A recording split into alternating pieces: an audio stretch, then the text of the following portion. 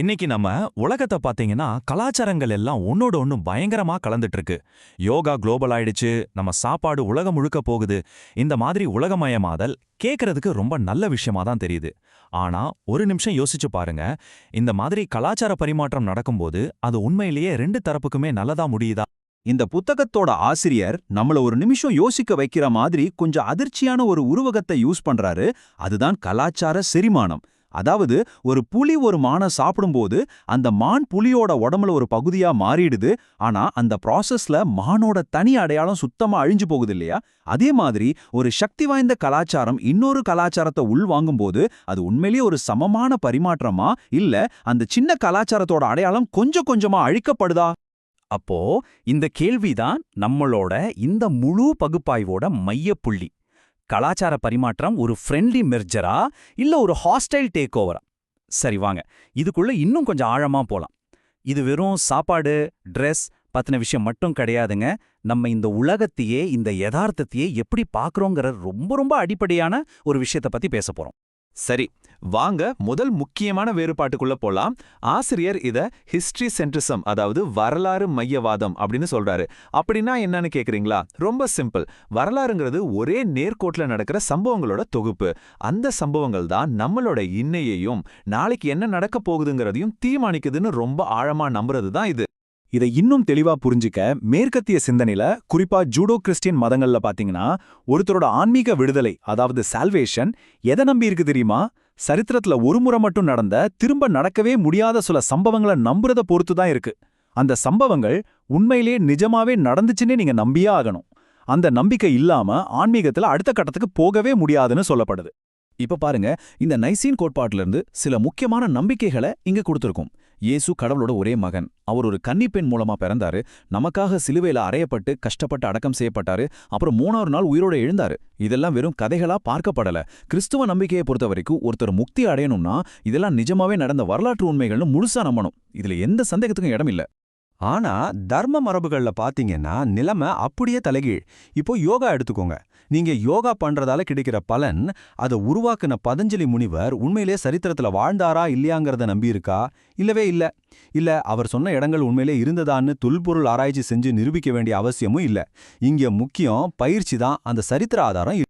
இந்த ரெண்டு வார்த்தைகளையும் பாருங்க, ஹிஸ்டரி மற்றும் இதிஹாசம். பார்க்க ஒரே மாதிரி இருந்தாலும் இதுக்குள்ள பெரிய வித்தியாசம் இருக்கு. மேற்கத்திய பார்வையில ஹிஸ்டரிங்கிறது ஒரு நிலையான அதிகாரப்பூர்வமான பதிவு. ஆனா இத்திஹாசம் அப்படி இல்ல.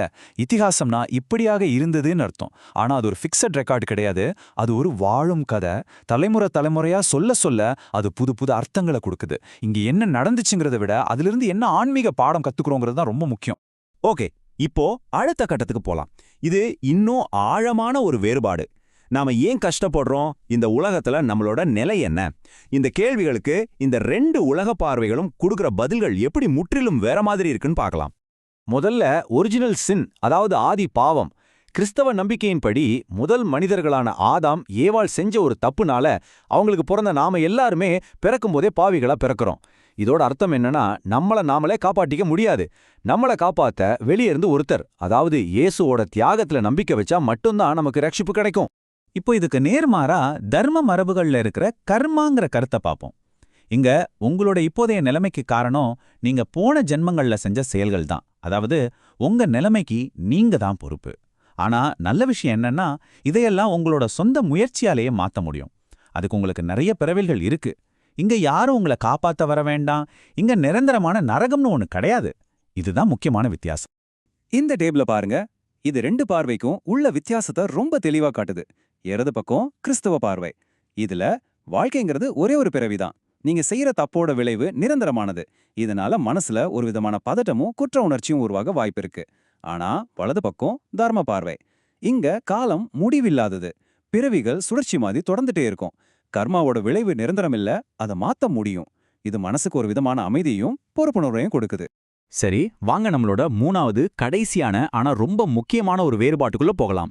இது பிலாசபியோட ஸ்டார்டிங் பாயிண்டே மாத்தி போடுற ஒரு விஷயம். கேள்வி இதுதான்: இந்த பிரபஞ்சத்துல ஒற்றுமைங்கிறது இயல்பாவே இருக்கா, இல்ல நாம தான் அதை உருவாக்கணுமா? மேற்கத்திய தத்துவத்தோட ஆரம்ப புள்ளி என்னன்னா, இந்த பிரபஞ்சம் தனித்தனியான பல பொருட்களோட ஒரு கலவை. அதனால இங்க முக்கியமான தத்துவ கேள்வியே இந்த தனித்தனி விஷயங்கள்ல இருந்து எப்படி ஒரு ஒற்றுமையை கொண்டு வர்றதுங்கிறது தான். ஆனா தர்ம பார்வை அப்படியே உல்டா. அது என்ன சொல்லுதுன்னா, இந்த பிரபஞ்சம் இயல்பாவே ஒரு முழுமையான ஒண்ணு. அப்போ இங்க கேள்வி என்னன்னா, இந்த முழுமையான ஒற்றுமையிலிருந்து எப்படி இத்தனை விதமான பன்மை, அதாவது டைவர்சிட்டி உருவாச்சுன்னு புரிஞ்சுக்கிறது தான். இப்போ நீங்க எல்லாமே தனித்தனியான பாகங்கள்னு ஆரம்பிச்சா என்ன ஆகும்? இயல்பாவே நீங்க வகைப்படுத்த ஆரம்பிப்பீங்க. இது நல்லது, அது கெட்டது. இது நாகரிகம், அது காட்டுமிராண்டித்தனம். இது ஒழுங்கு, அது குழப்பம். இப்படி ரெண்டா பிரிக்க ஆரம்பிப்பீங்க. இதுல பிரச்சனை என்னன்னா, இதுல ஒண்ணு எப்போதுமே இன்னொன்னு விட உயர்ந்தது, இன்னொன்னு அடக்கி ஆள வேண்டியதுங்கிற ஒரு எண்ணம் ஆழமா பதிஞ்சிடும். இப்போ அந்த தர்ம பார்வை, அதாவது ஒற்றுமையிலிருந்து பன்மைங்கிற அந்த ஐடியாவுக்கு ஒரு நிஜ உலக உதாரணம் பார்க்கணும்னா கும்பமேளா தான் பெஸ்ட். யோசிச்சு பாருங்க, கோடிக்கணக்கான மக்கள் ஒரே இடத்துல கூடுறாங்க. ஆனா அவங்கள கண்ட்ரோல் பண்ண કોઈ சென்ட்ரல் ஆர்கனைசர் கிடையாது, ஈவெண்ட் மேனேஜர் கிடையாது, ரிஜிஸ்ட்ரேஷன் சிஸ்டம் கூட கிடையாது. ஆனாலும் அங்க ஒரு பெரிய குழப்பம் வர்றதில்ல. அது தானாகவே சுயமாகவே ஒழுங்கமைஞ்சு நடக்குது. இதுதான் அந்த இன்டெக்ரல் யூனிட்டிங்கிற கான்செப்ட்க்கு ஒரு பவர்ஃபுல் உதாரணம். சரி, இப்போ நம்ம இந்த பகுப்பாய்வோட முடிவை நோக்கி நகர்றோம். நிறைய பேர் என்ன சொல்லுவாங்கன்னா, ஏன் இந்த வேறுபாடுகளை பத்தி பேசிட்டு இருக்கீங்க? இப்படி பேசுறது நம்மள தனிமைப்படுத்திடும், இது மாடர்ன் உலகத்துக்கு எதிரானது அப்படின்னு ஒரு வாதம் இருக்கு. ஆனா அது உண்மையா? நிச்சயமா இல்ல. வித்தியாசமா இருக்கிறதுக்கும் உலகத்தோட ஒன்றிணைந்து இருக்கிறதுக்கும் சம்பந்தமே இல்ல. இங்க பாருங்க, ஜப்பான் ஒரு மிகப்பெரிய எக்கனாமிக் பவர். ஆனா அவங்க தங்களோட தனித்துவமான கல்ச்சரை இன்னைக்கும் எவ்வளோ அழகா பாதுகாத்துட்டு வராங்க. பிரான்ஸ் அவங்க தங்களோட மொழியை எவ்வளோ பெருமையா முன்னிறுத்துறாங்கன்னு நமக்கு தெரியும். சீனா அவங்க எல்லா வெஸ்டர்ன் ஸ்டாண்டர்டையும் அப்படியே ஏத்துக்காம எங்களுக்குன்னு ஒரு வழி இருக்கு, எங்களை எங்க டேர்ம்ஸ்ல மதிங்கன்னு தைரியமா கேக்குறாங்க. சோ கடைசியா ஆசிரியர் என்ன சொல்ல வராருன்னா இதுதான். ஒரு கலாச்சாரம் இன்னொன்னுக்குள்ள கரைஞ்சு போறதை விட 2 கலாச்சாரங்களும் ஒண்ணுக்கொன்னு கத்துக்கிட்டு உரையாடி தங்களை வளப்படுத்திக்கிறது தான் ரொம்ப நாளைக்கு நீடிக்கும், ரொம்ப ஆரோக்கியமானதும் கூட.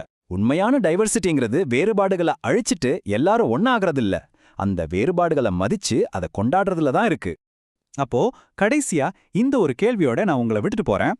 நாம அடுத்தவங்க கலாச்சாரத்திலிருந்து சில விஷயங்களை எடுத்துக்கும்போது, உதாரணமா யோகா மாதிரி விஷயங்களை, நாம உண்மையிலேயே நம்மள வளப்படுத்திக்கிறோமா, இல்ல நாம அறியாமலேயே அந்த விஷயத்தோட மூல அடையாளத்தை கொஞ்சம் கொஞ்சமா அழிச்சிட்டு வரோமா? இது நாம எல்லாரும் நிதானமா யோசிக்க வேண்டிய ஒரு கேள்வி. இத பத்தி நீங்க என்ன நினைக்கிறீங்க? உங்க கருத்துக்களை கீழே கமெண்ட்ஸ்ல சொல்லுங்க.